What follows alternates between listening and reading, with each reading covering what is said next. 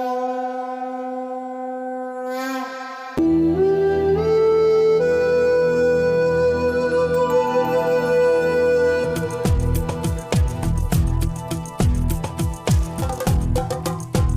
काळजी रे. टेक 9.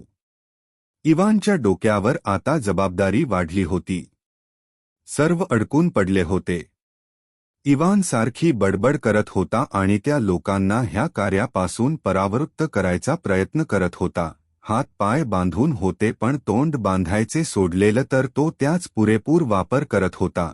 त्याच्या ह्या बडबडीला वैतागून त्यांची राणी आधी त्यालाच घेऊन यायला सांगते.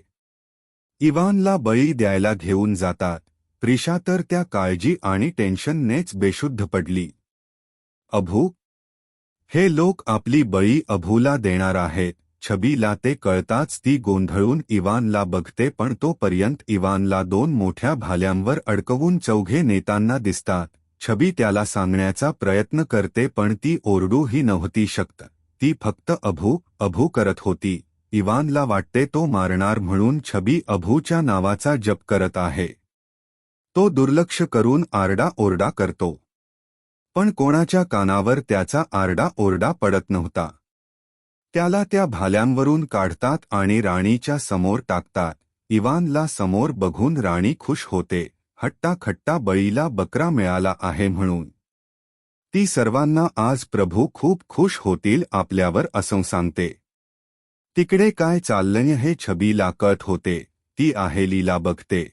तिला काहीच कळत नव्हते. छबीच्या लक्षात आले की भीतीमुळे नाही तर त्यांची भाषा वेगळी असल्याने आहेलीला काही कळत नव्हते. छबी इवानशी संपर्क साधण्याचा प्रयत्न करते. ती स्वतःला शांत करते. प्रभू, प्रभू, मला ऐकू शकता का? प्रभू, शांत व्हा. इवानला अजूनही काही नीट कळत नव्हते पण प्रभू प्रभू कळत होते. तो थोडं लक्ष एकंदरीत करून ऐकण्याचा प्रयत्न करतो. प्रभू, माझ्याकडे लक्ष द्या प्रभू. छबी, हो प्रभू. ऐका. ही लोक तुमच्यासाठी मुळीच घातक नाही आहेत देवा. घातक नाहीत. ते मला मारणार आहेत. कम ऑन प्रभू. तुम्ही देव आहात. आणि ही तुमची भक्त. तुम्हाला लक्षात आलं का? आपल्या देवाचा कोणी बळी देईल का? की त्याची पूजा करेल? काय बोलतेस? प्रभू, हे लोक कोणाला पूजत आहेत बघितलं का तुम्ही? ते तुमची बळी कोणत्या देवाला देणार आहेत बघितलं का तुम्ही? नाही. कोणाला? हे अभूचे भक्त आहेत. म्हणजे तुमचे प्रभू. एक मिनिट हा छबी. अभू इस्लिनवर माहीत आहे लोकांना. मग मी आता इस्लिनवर पोचलो की काय? इवान घाबरला, गोंधळाला. काय सुरू आहे त्याला काही कळेना. नाही देवा. ही लोक इस्लिनची आहेत आणि ही तुमच्या सारखीच पृथ्वीवर आली आहे. का? कसे? कधी? म्हणजे आपण पण इस्लिनवर जाऊ शकतो. आपण पृथ्वीवर आलो तेव्हाच ही पण आलीत देवा.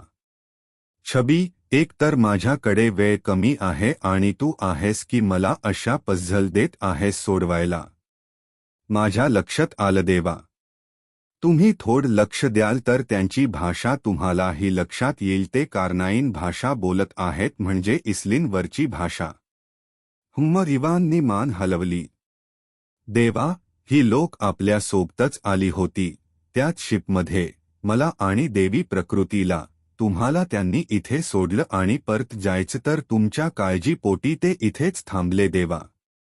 आपले प्रभू जिथे तिथे आपण असे समजत, पण त्यांना इथे कोण काय काम देणार? म्हणून असे ह्या जंगलाच त्यांनी आपलं एक ठिकाण बनवून घेतलं आहे. ते तुम्हाला नाही काही इजा करणार प्रभू. फक्त त्यांना तुमचे दर्शन द्या. माझे दर्शन म्हणजे? मी नेमकं काय करायचं? इवान मोठा औंढा गिळत म्हणतो. त्यांना तुमचे इरिक रूपचे दर्शन द्या प्रभू. इरिकचे दर्शन? स्वतःच ते भयान रूप आठवून इवानही घाबरला. पण तो कसा येतो मलाही नाही माहीत. ते आपोआप होतं. मला नाही माहीत कसं. छबी स्वतःशी विचार करते. इवानचं रूप अमावस्या आणि पौर्णिमेला येत. आज पौर्णिमा असल्याने तो प्रश्न सुटला होता. पण इवानला प्रयत्न करूनही स्वतःचे रूप बदलता येणार नव्हते. त्याचे रूप प्रकट करावे लागणार होते.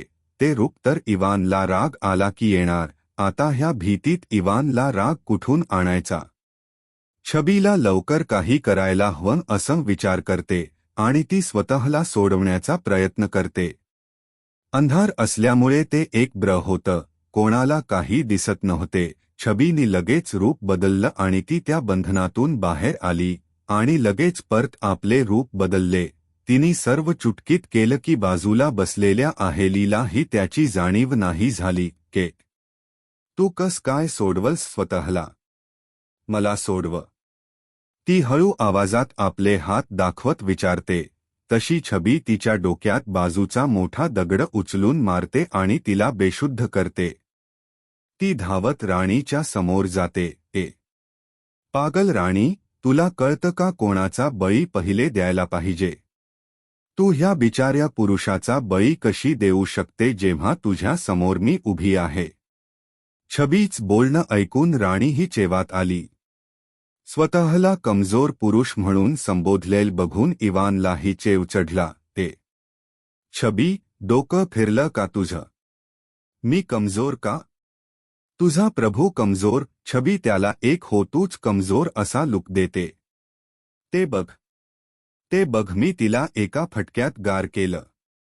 छबी दाखवत होती तिकडे इवानचं लक्ष जातं. आहेलीच्या डोक्यावर पडलेल्या मारमुळे ती बेशुद्ध झाली होती. छबी, इवान तिच्यावर ओरडतो, तू हे काय केलंस? छबी, आहेलीला काही झालं ना, मी विसरून जाईल. तू मला माझी ओळख करून दिलीस. इवानला तिच्या मूर्खपणावर राग येत होता.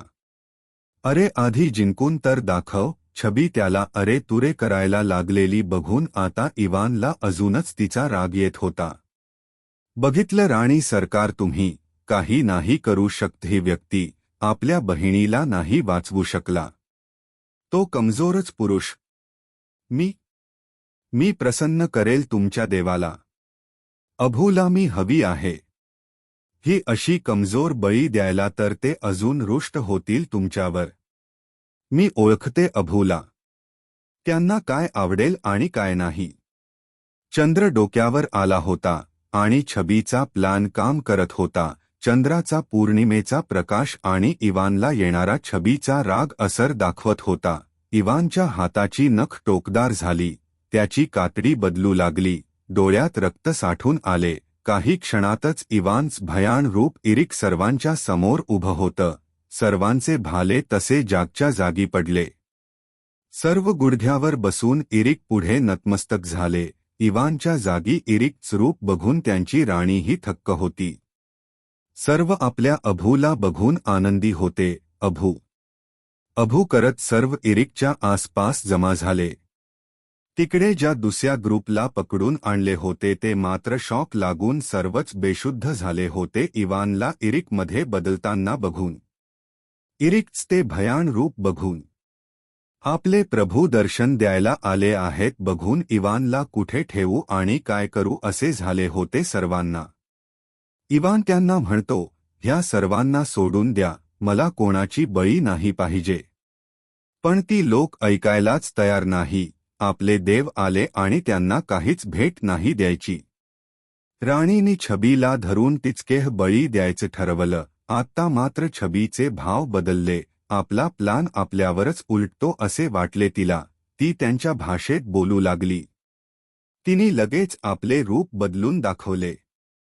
तिला ओळखून राणी सर्वांना सोडायला सांगते, पण अभूला भेट तर द्यायचीच होती. आता कोणाची बळी द्यायची? ह्या विचार असतानाच इवान त्यांना समजावून सांगायचा प्रयत्न करतो, पण कोणी ऐकेल तेव्हा ना. शेवटी इवान त्यांना काही दुर्लभ फळ आणून द्यायला सांगतो. राणी लगेच 2 सेवकांना जंगलात पाठवते. तोपर्यंत ते इरिक सोबत बोल्ट बसतात. त्याची सेवा करायचा चान्स मिळाल्याबद्दल सर्वांच्या डोळ्यात प्रेम दिसत होते. काही वेळाने इवाननी सांगितली ती फळं मिळतात. इवान त्याला आनंद झाला आहे असं सांगतो. आता मी खुश आहे तुमच्यावर. ह्या व्यतिरिक्त मला काही नकोय. ह्या पलीकडे कोणत्याच जीवाला हानी पोहोचवू नका. सर्व त्याच्या समोर मन झुकवून होकार देतात. इवान शेवटच्या त्यांना एक मदत करायला सांगतो. ही लोक बेशुद्ध आहेत तोपर्यंत त्यांना बेस कॅम्पल असडून यायला सांगतो, रात्र संपायच्या आधी.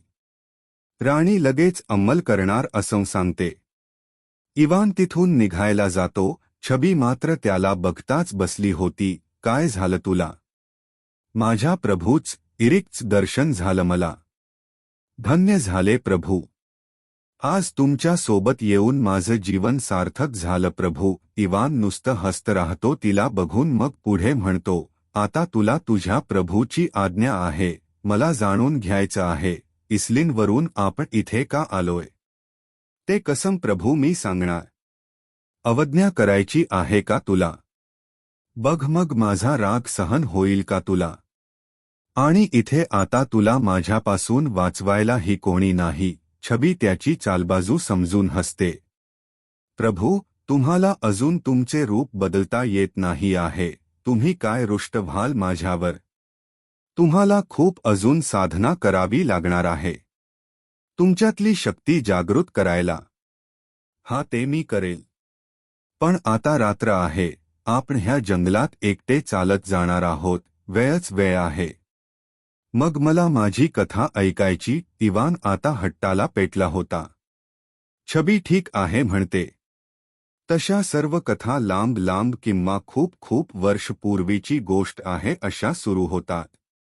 पण तुमची कथा म्हणजे आपली कथा अशी खूप खूप वर्ष पूर्वीची नाही आहे. छबी सांगू लागली तशी इवानच्या तिन्ही चेहऱ्यावर मोठी स्माईल आली. हो, तिन्ही, कारण तो अजूनही इरिकच्या रूपात होता. त्याला कुठे आता इरिकमधून इवानमध्ये रूपांतर होता येत होते.